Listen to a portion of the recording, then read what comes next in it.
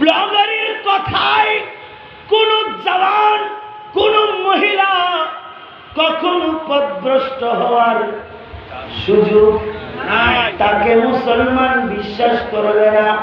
তাই জন্য সেই কারণে চালাকি করে যারা ব্লগারদেরকে পয়সা দিয়ে চাকরি দিয়ে সংরক্ষণ করে সিকিউরিটি দিয়ে লালন করতেছে, নতুন ব্লগার তারা বানিয়েছে।